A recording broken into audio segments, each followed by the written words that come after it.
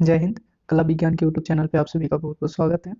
आज का ये वीडियो हमारा पार्ट टू के जो भी स्टूडेंट्स हैं उनके कंपोजिशन के पाठ्यक्रम और नंबर पे आधारित है कि उस पाठ्यक्रम में कैसे नंबर का बंटवारा किया गया है। जैसे कुछ स्टूडेंट्स का कमेंट्स आया और ऐसे मैसेजेस आए कि वो काफ़ी कंफ्यूज हैं कि नन हिंदी क्या होता है, MIL क्या होता है ना? जो 50 नंबर की मैथिली है या फिर उर्दू है, इंग्लिश है, तो वो किस तरह से होता है। तो सबसे पहले आप कुछ ज़रूरी चीज़ों को समझें। देखिए, हो सकता है ये थोड़ी-सी लंबी वीडियो हो, लेकिन मुझे ये पूर्ण विश्वास है कि अगर आप इस वीडियो में बने रहें तो आपका कंपोज़िशन से संबंधित सारे डाउट क्लियर हो जाएँगे, सारे प्रश्नों के सवाल आपका इस वीडियो में मिल सकता है, ठीक है? तो आप थोड़ी-सी कुछ चीज़ों को समझा करें।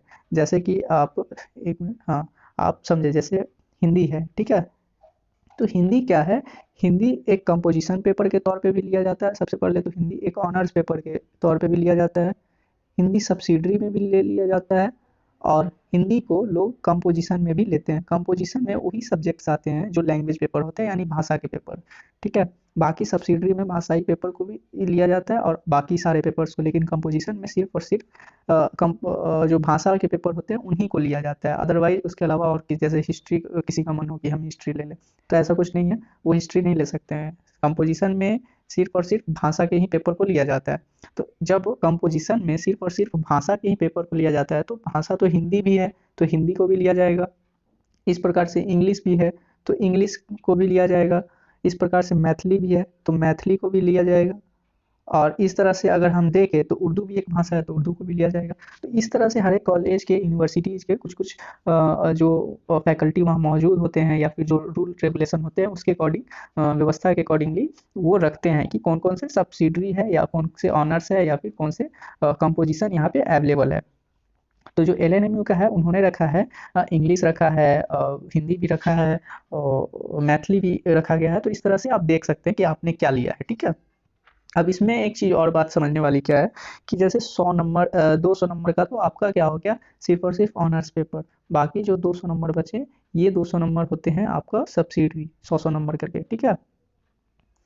और जो 100 नंबर इधर बच गए 500 में से, इस 100 नंबर में से भाषा का पेपर लेना होता है जिसे हम कंपोजिशन सब्जेक्ट कहते हैं। तो इस कंपोजिशन में क्या होता है कि जैसे या तो आप 100 नंबर का पूरा हिंदी ले लें या फिर 50 नंबर आपका हिंदी होगा और बाकी के जो 50 नंबर बचे हैं, इन 50 नंबरों में आप या तो मैथिली लें, ठीक है?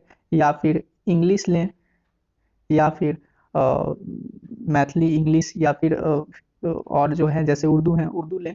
तो इस तरह से आप और भी सब्जेक्ट्स चुन सकते हैं। तो मैंने इस वीडियो में हिंदी का भी, नॉन हिंदी का भी सिलेबस दे दिया है। और नॉन हिंदी के बाद में और भी, जैसे मैं यहाँ से स्टार्टिंग से दिखा दूँ, नॉन हिंदी का सिलेबस भी है। उसके बाद में आप अगर देख पा रहे हैं तो MIL का फुल फॉर्म होता है मॉडर्न इंडियन लैंग्वेज, ठीक है? तो आप घबराएं नहीं, अनिवार्य राष्ट्रभाषा हिंदी प्रश्न पत्र, इसे हिंदी में कहते हैं। इसमें सारी जो सिलेबस है, पाठ्यक्रम है, वो दे दी गई हैं। बुक्स वगैरह भी इसमें लिखी हुई हैं। लेकिन ऑब्जेक्टिव मोड प्रश्न है तो आप समझे कि ऑब्जेक्टिव में कहाँ से लिया जाता है प्रश्न, इसका कोई ठीक नहीं होता है। तो आप इम्पोर्टेंट टॉपिक्स को ही पढ़ें। मेरी राय अगर आप माने तो ज़्यादातर करके आप अ, जो व्याकरण है उसे आप देख लें तो वहाँ से प्रश्नों का हल अधिक से अधिक हो पाएगा, ठीक है? और कुछ अगर बुक्स भी अवेलेबल हो जाते हैं तो आप बुक्स देख लें। मैं एक बार फिर से दोहराना चाहूँगा कि आप सिलेबस को एक बार अच्छे से पढ़ लें। इसे टेलीग्राम ग्रुप में भी और व्हाट्सएप ग्रुप में भी अपडेट इसका दे दिया जाएगा, वहाँ से आप जाके डाउनलोड कर सकते हैं। आपकी कोशिश यही होनी चाहिए कि आप टेलीग्राम ज्वाइन कर लें, वहाँ पे तो निश्चित तौर पे इसे अपलोड कर ही दी जाएँगी, ठीक है? इंग्लिश का भी यहाँ कंपोजिशन दिया हुआ है 50 नंबर के। तो आप इस तरह से सिलेबस, सारी सिलेबस को मैंने यहाँ दे दिया है। आप एक बार ज़रूर देख लें। सिलेबस पे मैंने कुछ ज़्यादा डिस्कस नहीं किया, इसलिए क्योंकि ऑब्जेक्टिव मोड एग्ज़ाम है। तो आपका जो फ़ोकस होना चाहिए वो ग्रामर पे होना चाहिए और हिंदी में गया तो व्याकरण पे। और थोड़ी बहुत चीज़ों को आप देख लेंगे यहाँ से। तो आशा करता हूँ कि आपके जो भी डाउट्स थे वो दूर हो गए होंगे। अगर फिर भी मन में किसी तरह का शंका हो, चाहे वो कंपोज़िशन से संबंधित हो या फिर सब्सिडरी से, या ऑनर्स का तो एग्ज़ाम खत्म हो गया, या इन फ्यूचर और भी किसी तरह की संबंधित जानकारी चाहिए ऑनर्स से संबंधित, पढ़ाई से संबंधित, तो आप बेझिझक कमेंट के माध्यम से आप हमें लिख सकते हैं आप।